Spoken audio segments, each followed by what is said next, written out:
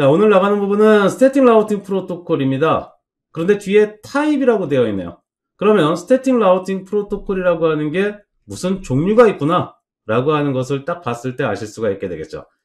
그러면 어떤 종류가 있고 그 다음에 각각의 단점, 장점 이런 것은 무엇이 있는지, 그리고 이 장단점을 이용해서 사용하는 기술들이 있는데 그 기술들에 대해서까지는 오늘 하지 않습니다. 그냥 세 가지의 타입이 있는데 각각의 특징들은 어떠한 것이 있는지 거기까지만 오늘은 살펴보도록 할게요.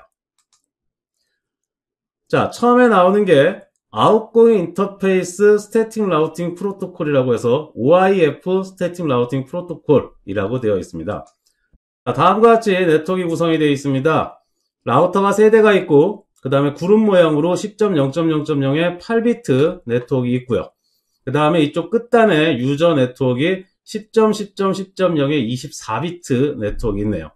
여기서 우리가 이제 10.0.0.0의 8비트 네트워크하고 10.10.10.0의 24비트 네트워크, 이네들 간에 서로 간에 통신을 하도록 해주려고 해요. 그런데 지금 다이나믹 라우팅 프로토콜은 돌고 있지 않아서 관리자가 일일이 수동으로 어떤 네트워크는 어디에 있어, 어떤 네트워크는 어디에 있어, 그렇게 만들어서 서로 간에 연결을 시켜주려고 하는 거죠. 관리자가 임의대로 수동으로 세팅해서 만드는 게 스태틱 라우팅 프로토콜이고 오늘 배우는 게 그 부분이니까요. 자, 그러면 첫 번째 라우터에서 경로를 잡아줘야 되죠. 2개 경로를 잡아줘야 되죠. 10.0.0.0의 8비트는 어느 쪽에 있다? 10.10.10.0의 24비트는 어느 쪽에 있다? 그때 아웃고 인터페이스 스태틱 라우팅 프로토콜은 내 인터페이스를 기준으로 해서 해당 네트워크로 가려면 어느 인터페이스로 보내라. 그것만 세팅을 하는 거예요. 예를 들어서 IP 루트 10.0.0.0의 25.0.0.0 10.0.0.0의 8비트 네트워크이죠. 얘는 어느 쪽에 있어요? 기가빈 0/1번 쪽에 있죠. 그래서 얘한테 가려면 기가빈 0/1번으로 내보내라. 이렇게 아웃고 인터페이스만 세팅하는 거죠. 그럼 마찬가지로 10.10.10.0의 24비트도 똑같이 IP 루트 10.10.10.0의 25.25.25.0는 기가빈 0/0번 쪽이니까 기가빈 0/0으로 내보내라. 첫 번째 장비에 이렇게 세팅을 하고요. 그 다음에 두 번째 장비도 마찬가지로 양쪽 다 경로를 잡아줘야 되겠죠. 그래서 똑같이 10.0.0.0의 8비트는 기가빈 0/0 쪽으로 내보내면 되죠. 그래서 기가빈 0/0으로 내보내라. 그리고 10.10.10.0의 24비트 네트워크는 기가빈 0/1번으로 내보내라. 세팅을 했습니다. 그 다음에 마지막 있는 장비는 10.10.10.0의 24비트는 자기랑 다이렉트로 연결되어 있는 유저의 네트워크이니까 구태여 세팅할 필요가 없죠. 10.0.0.0의 8비트 네트워크가 어느 쪽으로 가는지만 세팅을 해주면 되죠. 그래서 10.0.0.0의 8비트 네트워크는 기가빈 0/1번으로 내보내라. 자, 이렇게 내가 어떤 경로를 잡아주는데 내 인터페이스가 여러 개 있어요. 거기에서 이 네트워크로 가려면 저 인터페이스로 내보내. 저 네트워크로 가려면 이 인터페이스로 내보내. 이런 식으로 어느 인터페이스로 내보낼 것인가만 설정을 합니다. 이것을 우리가 아웃고 인터페이스 스태틱 라우팅 프로토콜이라고 이야기를 해요. 그러면 얘는 이렇게 구성을 했을 때 라우팅 테이블에 어떻게 생성이 되는지 한번 보도록 하시죠. 첫 번째 장비입니다. 첫 번째 장비가 지금 현재 기가빈 0/1번 쪽 자기랑 다이렉트 커넥트 되어 있는 네트워크에 10.1.1.0의 24비트로 되어 있고요. 걔가 다이렉트 커넥트 되어 있다. 기가빈 0/1번. 그 다음에 기가빈 0/0번 쪽도 다이렉트 커넥트 되어 있는 네트워크 있겠죠? 10.10.12.0의 24비트가 다이렉트 커넥트 되어 있다. 기가빈 0/0에. 그럼 이제 우리가 스태틱을 만들어준 건 라우팅 테이블에 어떻게 나타나느냐? 첫 번째 10.0.0.0의 8비트에 대해서 선언한 겁니다. 걔는 스태틱이라고 하는 라우팅 프로토콜 데이터베이스에서 내가 라우팅 테이블에 내려보냈다. 10.0.0.0의 8비트 네트워크는 다이렉트 커넥트 되어 있대요. 기가빈 0/1번에. 왜? 우리가 명령을 어떻게 줬어요? IP 루트 10.0.0.0의 25.0.0.0 즉 10.0.0.0의 8비트 네트워크는 어딨어? 기가빈 0/1번에 있어. 그쪽으로 내보내면 돼. 이렇게 세팅을 하니까 라우터 입장에서는 아하, 저 인터페이스에 10.0.0.0의 8비트가 그쪽에 붙어 있구나. 이렇게 생각을 하는 거죠. 그럼 마찬가지로 10.10.10.0의 24비트 네트워크도 다이렉트 커넥트 되어 있다. 왜? 기가빈 0/0으로 내보내면 된다고 했으니까 거기에 10.10.10.0의 24비트 네트워크가 거기에 있는지 아는 거죠. 이렇게 다이렉트 커넥트 되어 있다라고 인식을 하게 됩니다. 그러면 무슨 문제가 있습니까? 자, 지금 현재 이 첫 번째 라우터 입장에서는 이쪽 방향으로 10.10.10.0에 24비트가 있다 그랬으니까 첫 번째 라우터는 기가빈 0/0번 쪽에 10.10.10.0에 24비트가 붙어 있다고 생각을 할 거고, 그 다음에 이제 두 번째 장비 입장에서는 반대 방향 이쪽으로 10.0.0.0에 8비트가 있다 그랬죠. 그런데 걔도 마찬가지로 인터페이스로 줬으니까 다이렉트 커넥트 돼 있다라고 생각해서 이 두 번째 라우터는 기가빈 0/0번 쪽에 10.0.0.0의 8비트 네트워크가 거기에 붙어 있다라고 생각을 하게 될 거예요. 이 상태에서 이제 패켓이 날아간다라고 생각을 해보죠. 외부에서 10.10.10.10으로 가는 패켓이 들어왔습니다. 데스티네이션이 10.10.10.10이에요. 그러면 첫 번째 장비가 라우팅 테이블을 룩업 하겠죠. 그래서 아하, 10.10.10.10은 어디에 있지? 10.10.10.10은 24비트로 해서 기가빈 0/0번에 다이렉트 커넥트 되어 있군. 그럼 어떻게 인식을 하는 겁니까? 걔는 요 망에 다이렉트 커넥트 되어 있다 라고 인식하게 되는 거죠. 그럼 그 망에서 뭘 찾아야 돼요? 10.10.10.10이 누군지 찾아야 되죠. 걔한테 패켓을 보내야 되니까. 그래서 ARP를 뿌립니다. 야, 10.10.10.10 너 맥 어드레스가 도대체 뭐냐? 라고 ARP를 그냥 뿌려버려요. 그러면 저기에 10.10.10.10이라고 하는 PC나 장비가 있으면 자기가 응답을 할 텐데, 실제로 첫 번째 장비가 요 네트워크가 여기 붙어 있다라고 인식할 뿐이지 실제 여기 붙어 있지 않죠. 여기에는 저 네트워크가 존재하지 않아요. 그러면 서로 간에 통신이 되지 않지 않습니까? 자, 그런데 시스코 장비 같은 경우는 모든 이더넷 인터페이스에 프록시 ARP라고 하는 게 이네이블 돼 있어요. 프록시 ARP는 뭐냐면 해당 인터페이스는 분명히 10.10.12점대 네트워크이죠. 이 라우터가 알고 있죠. 10.10.12.0의 네트워크입니다. 그런데 ARP에 대해서 요청이 들어온 걸 봤더니 10.10.10점대 네트워크에 대해서 요청이 들어와요. 왜 ARP가 다른 네트워크에 대해서 요청을 하지?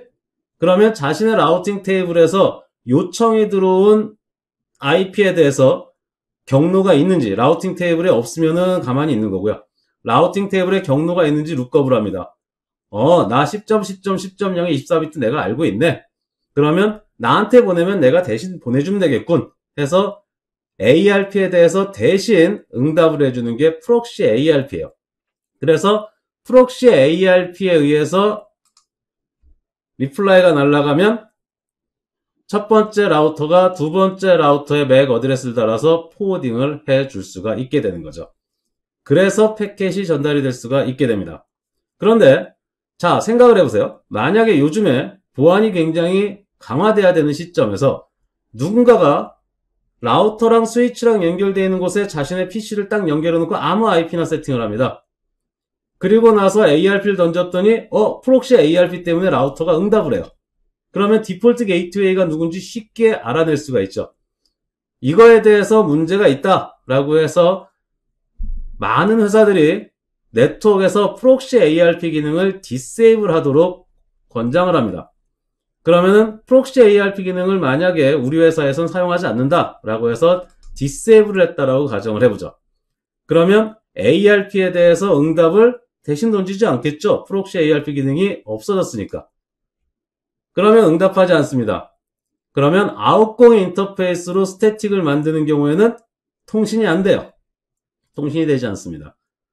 프록시 ARP 기능이 반드시 이네이블 되어 있어야지만 이더넷에서는 아웃고잉 인터페이스를 딱 줬을 때 걔를 가지고 통신을 할 수가 있게 되는 거예요. 자, 이 부분에 대해서 먼저 한번 살펴보도록 하시죠. 자, 지금 이쪽에 R1, R2, R3가 있습니다. 동일하게 세팅을 하도록 할게요. R1에서 IP 루트 10.0.0.0에 25.0.0.0은 아웃고 인터페이스 기가빈 0/1번으로 보내라. 그 다음에 IP 루트 10.10.10.0에 25.25.25.0은 기가빈 0/0으로 내보내라. 그 다음에 두 번째 라우터에서도 마찬가지로 IP 루트 10.0.0.0에 25.0.0.0은 기가빈 0/0으로 내보내라. 그리고 IP 루트 10.10.10.0에 25.25.25.0은 기가빈 0/1로 내보내라. 그리고 마지막으로 R3에서 IP 루트 10.0.0.0에 25.0.0.0은 인터페이스가 기가빈 0/1번으로 되어 있군요. 기가빈 0/1번으로 내보내라. 자, 이 상태에서 핑 10.1.1.1로 핑을 치면 핑이 안 가죠. 왜? R3에서 그냥 핑을 수행을 하게 되면 내보내는 인터페이스가 소스가 돼서 핑으로 날아가게 되는데 요 네트워크에 대해서는 요 사이 네트워크 10.10.23.0에 대해서는 스태틱을 안 잡아줬잖아요. 그러니까 요 경로는 모릅니다. 그럼 누구만 알아요? 지금 얘가 가지고 있는 루프백 10.10.10.10에 대해서는 스태틱을 다 만들어 놨죠. 그래서 통신이 되는지 소스를 10.10.10.10으로 해서 핑을 수행을 했을 때 서로 간에 통신이 되는 것을 일단 확인을 하실 수 있어요. 이 상태에서 R1에서 그 QIP 루트 해서 정보를 보면은 스태틱인데 인터페이스만 줬기 때문에 다이렉트 커넥트다 라고 인식을 하고 있는 것을 확인하실 수가 있죠. 이게 R2에서 프록시 ARP 기능이 이네이블 됐으니까 통신이 가능하게 된 겁니다. 그러면 R2에서 인터페이스 기가빈 0/0에서 프록시 ARP 기능을 디세이블 시켜보도록 하죠. NoIP 프록시 ARP 해서 프록시 ARP 기능을 디세이블 시켰습니다. 디세이블 시킨 상태에서 다시 R3에서 핑을 수행하면 안 간다 그랬는데 핑이 가지 않습니까? R1하고 R2가 서로 간에 앞에서 통신을 하면서 뭐를 한 거예요? 그렇죠. 이미 ARP 테이블로 해서 자기네들이 다 등록을 해놓은 상태가 되는 거죠. 그러면 지금 핑을 계속 수행하고 있는 상태에서 R1에서도 인터페이스 기가빈 0/0에 프록시 ARP 기능을 디세이블 시킨다 라고 해도 이미 자기네들끼리 통신을 하면서 ARP 테이블에 등록이 다 되어 있으니까 아무런 문제 없이 통신이 됩니다. 그때 R1에서 클리어 ARP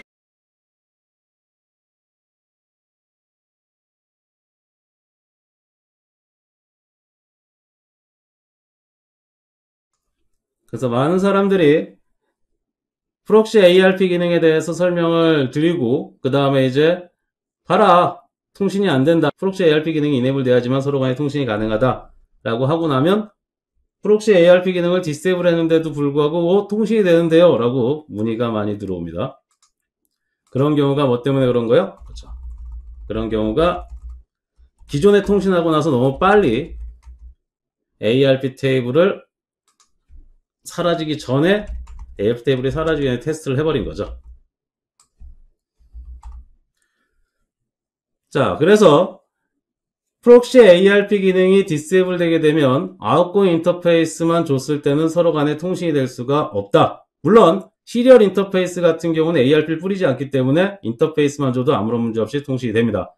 그런데 요즘에 시리얼 인터페이스를 사용하는 경우가 많지 않죠.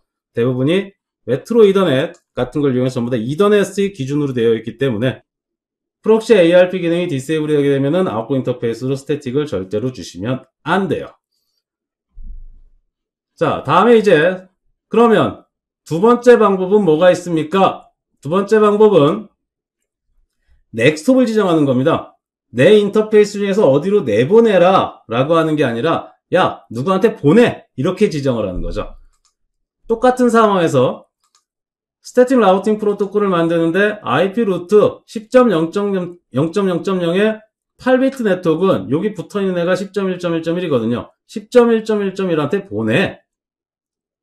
마찬가지로 IP 루트 10.10.10.0의 24비트 네트워크는 10.10.12.2한테 보내. 넥스톱을 지정하는 거죠. 두 번째 라우터도 마찬가지로 10.0.0.0의 8비트 네트워크는 10.10.12.1한테 보내. 10.10.10.0의 24비트 네트워크는 10.10.23.3한테 보내. 마찬가지로 마지막 라우터도 10.0.0.0의 8비트 네트워크는 10.10.23.2한테 보내. 이렇게 어느 인터페이스로 보내라가 아니라 누구한테 보내. 이렇게 지정을 하는 넥스톱을 지정하는 것을 우리가 넥스톱 스태틱 라우팅 프로토콜이라고 이야기를 합니다. 이렇게 넥스톱을 지정하고 나면 라우팅 테이블에 다음과 같이 나타나게 돼요. 10.0.0.0의 8비트 네트워크는 10.1.1.1한테 보내라.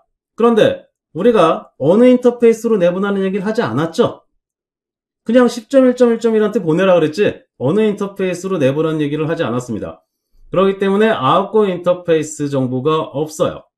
마찬가지로 10.10.10.0의 24비트 네트워크도 10.10.12.2한테 보내라 까지만 있고 아웃고잉 인터페이스 정보가 존재하지 않습니다. 그러면 어떻게 동작을 하느냐? 외부에서 10.10.10.10으로 가는 패킷이 날라왔습니다. 그러면 먼저 라우팅 테이블을 참조하겠죠. 10.10.10.10 아하 10.10.10.0에 24비트에 매치가 되는군. 10.10.12.2한테 보내야 되네. 그런데 어느 인터페이스로 내보내야 되는지를 몰라요. 그래서 10.10.12.2한테 보내려면 누구한테 보내야 되지?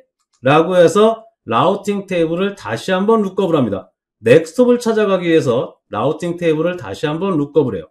그래서 아하 10.10.12.0의 24비트는 기가빈 0슬롯이 0으로 내보내면 되는군. 그럼 결국은 10.10.10.0의 24비트는 기가빈 0슬롯이 0으로 내보내면서 누구한테 보내면 되는 거예요?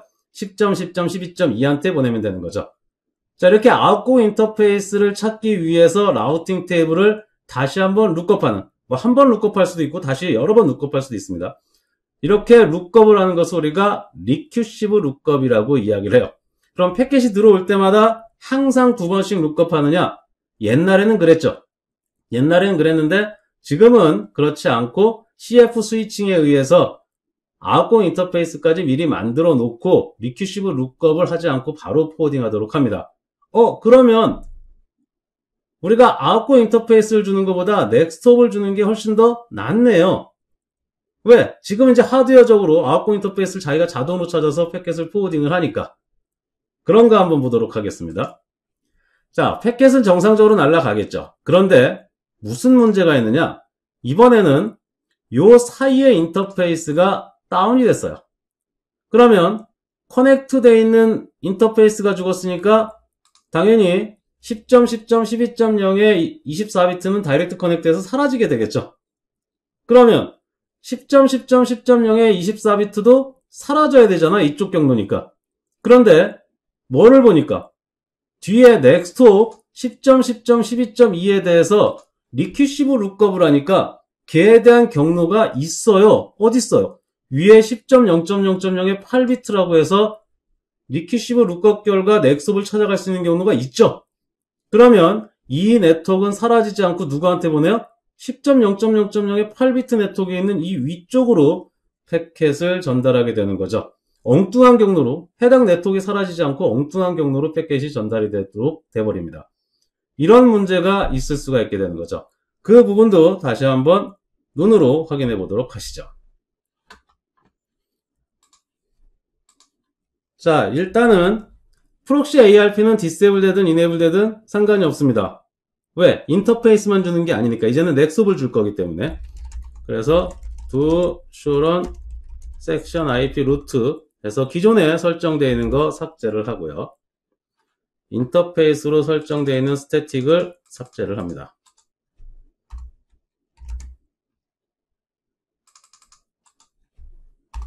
네. 그리고 R2에서도 마찬가지로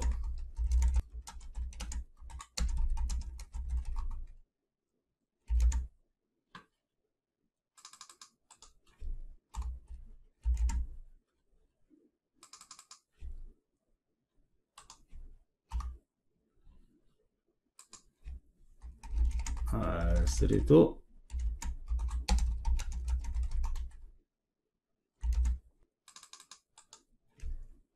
삭제를 하고 이번에는 넥손만 지정해 보도록 하죠. IP 루트 10.0.0.0에 25.0.0.0은 10.1.1.1로 내보내라. IP 루트 10.10.10.0에 25.25.25.0은 10.10.12.2한테 보내라. R2도 IP 루트 10.0.0.0에 25.0.0.0은 10.10.12.1한테 보내라. IP 루트 10.10.10.0에 25.25.25.0은 10.10.23.3한테 보내라. 그 다음에 마지막으로 R3에서 IP 루트 10.0.0.0에 25.0.0.0은 10.10.23.2한테 보내라. 그리고 이제 핑이 가는지 체크를 해봐야 되겠죠. 핑 10.1.1.1 소스는 10.10.10.10 그러면 핑이 정상적으로 가는 것을 확인할 수가 있죠. 프록시 ARP는 이미 디세이블 되어 있는 상태입니다. 이네이블 시키지 않았어요. 자, 그러면 통신이 되는데 R1에서 봤을 때 SUIP 루트를 보면은 아웃고 인터페이스에 대한 정보가 없겠죠. 그렇죠? 아웃고 인터페이스가 없습니다. 그래서 원래 예전에는 얘네들을 항상 패키지 들어오게 되면은 계속 리큐시브 룩업을 수행을 했었는데 요즘에는 CF 스위칭에 의해 가지고 FIB 테이블 데이터 플랜에서 패키지 들어오면 하드웨어적으로 포워딩하는 곳에 리큐시브 룩업한 결과가 테이블에 들어가기 때문에 패킷이 들어왔을 때는 리큐시브 룩업을 수행하지는 않습니다. 그렇기 때문에 이 부분에 대해서는 크게 문제가 없어요. 과거에는 프로세스를 많이 차지한다 그래가지고 문제가 됐었는데 지금은 이제 하드웨어 처리하면서 이 문제는 발생하지 않습니다. 자, 이 상태에서 이제 R1에서 기가빈 0슬롯이 0번을 셧다운을 시키면 이 인터페이스를 셧다운 시켰을 때 10.10.10점대에 대해서 스태틱 경로가 사라지지 않는다라고 한 거죠. do SUIP 루트. 그런데 사라졌는데요. 네, 이것도 버전에 따라 다릅니다. 리큐시브 룩업한 거를 다시 리큐시브 룩업하는 경우에 룹이 발생할 수 있어서 버전에 따라서 리큐시브 룩업한 거에 대해서는 아웃고 인터페이스가 없는 애에 대해서는 체크하지 않는 이런 버전이 있어요. 지금 저희 버전이 그런 버전입니다. 그러면 어떻게 확인을 합니까? 인터페이스가 있도록 한번 만들어 보도록 하죠. do show run section IP root 해서 여기 10점대 네트워크에 대해서만 넥스톱을 지정하지 않고 거기만 아웃고 인터페이스로 지정을 해보도록 하죠. IP 루트 10.0.0.0에 25.0.0.0은 기가빈 0슬롯이 1번으로 보내라. 이렇게 구성을 하고 나면 얘가 다시 살아나는 것을 확인할 수가 있죠. 원래는 살아나는 게 정상인데 문제가 있어서 그 문제를 해결하도록 이제 벤더사들이 만들고 있는 거죠. 그래서 경로가 사라졌는데도 불구하고 넥스톱에 대해서 리처빌리티가 보장이 되고 나면은 사라지지 않는 이런 문제가 발생할 수가 있게 되는 거죠. 그래서 우리는 이거 두 개 다 문제가 있지 않느냐라고 하는 거죠. 물론 문제가 있고 실제로 나중에 여러분들이 이제 저랑 같이 공부하시다 보면 인터페이스로 지정해야 되는 경우가 있고요. 인터페이스로 지정해야 되는 경우가 있어요. 기술을 적용하기 위해서.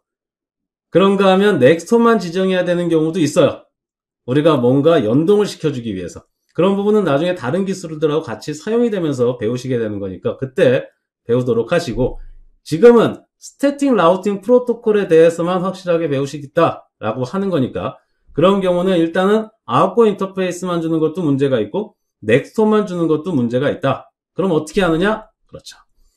그러면 우리는 완벽한 complete 또는 perfect라고 이야기를 하는 스태틱 라우팅 프로토콜이 있습니다. 그건 뭐냐 하면 내가 명령어를 줄 때 outgoing 인터페이스하고 그 다음에 넥스톱을 같이 지정을 하는 거죠. 여러분들은 회사에서 특별한 사유가 없는 한 이렇게 구성을 해주시는 걸 원칙으로 해주시면 됩니다. 기갑인 0/1번으로 내보내는데 10.1.1.1로 보내라. 이렇게 하게 되면 이제 리퀴시브 룩업을 할 필요도 없고 기갑인 0/1번이 다운되면 얘도 같이 사라지고 깔끔하게 되는 거죠. 마찬가지로 10.10.10.0의 24비트 네트워크 기갑인 0/0으로 내보내면서 10.10.12.2한테 보내라. 그러면 누구한테 보내라 라고 한 것까지 지정했으니까 얘에 대해서 ARP를 물어서 얘한테 포워딩하겠죠. 얘 맥으로. 걔한테 보내라 그랬으니까. 여기에 다이렉트 커넥트 되어 있다고 생각하지는 않는다는 얘기입니다. 그리고 다음 장비도 마찬가지죠. outgoing 인터페이스, 그 다음에 넥스톱, 그 다음도 outgoing 인터페이스, 넥스톱, 그 다음도 outgoing 인터페이스, 넥스톱. 이렇게 해서 outgoing 인터페이스하고 넥스톱을 완벽하게 세팅을 하게 되면 라우팅 테이블도 완벽해져요. 10.1.1.1로 보내는데 기갑인 0/1번으로 내보내라.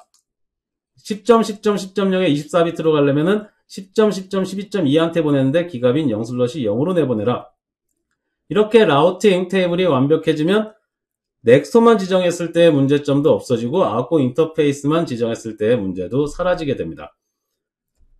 그러면 아까 전에 말씀드린 것처럼 여러분들은 넥스톱만 지정했을 때의 문제하고 그 다음에 outgoing 인터페이스만 지정했을 때의 문제점을 알고 계신 상황에서 나중에 다른 기술을 배우실 때 아하!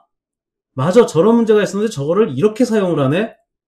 이렇게 여러분들이 배우시게 되면 BGP라고 하는 기술, 그 다음에 MPLS라고 하는 기술, 다양한 기술, 플로팅 라우팅도 마찬가지고 다양한 기술들에서 저 방법들을 이용을 하게 되거든요.